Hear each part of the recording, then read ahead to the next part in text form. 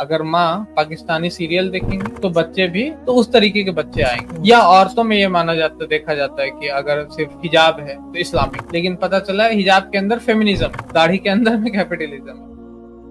बच्चों को किस तरह तालीम देनी चाहिए, स्पेशली दावा का काम एज ए पेरेंट पूछ रहा हूँ। मेरे बच्चे 6 साल के। बच्चों को जहाँ तक देखा जाए ना, तो बच्चों को जो पहला तालीम होता है वो तो घर में ही होता है। सबसे फर्स्ट जो उसकी माँ उसको तालीम देगी।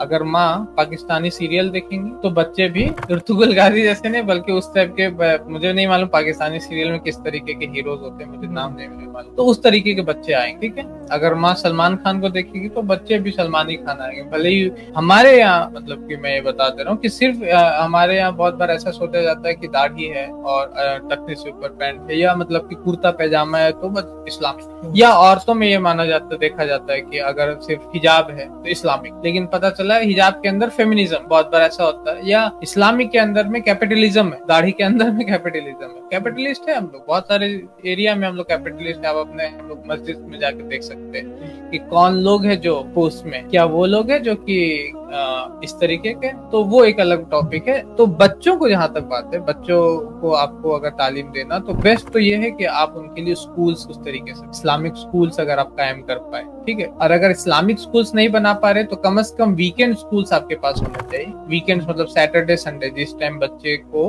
छुट्टी मिलता है उस वक्त आप उनको तालीम इस्लामिक स्पेशल क्लासेस कराए, वीकेंड क्लासेस। अपने एरिया में कुछ ऐसा निजाम बनाए जहाँ पर आप जो आलिम है या इस्लाम के सही जानकार है वो बुला करके आप तालीम दे सकते हैं। बिल्कुल, कोर्सेज रख सकते हैं, इस्लामिक स्टडीज की बुक्स है, डिजाइन करना होगा उसको उस हिसाब से। अगर आप दावा सिखाना चाहते हैं अपने बच्चों को और आप सिंपल चाहते हैं कि बस उसको अरबिक सिखा दे रहा है पढ़ने के लिए और आप वो दावा करने लगे, वैसा नहीं हो। मैं जब इनिशियली शुरू में अपने मतलब कुरान पढ़ना शुरू किया तो मेरा एक रूल है कि हर दिन कम से कम 2 लाइन ही पढ़ना, लेकिन ट्रांसलेशन और तफसीर के साथ पढ़ना। और ये मेरा रूल कम से कम 6-7 स्टैंडर्ड।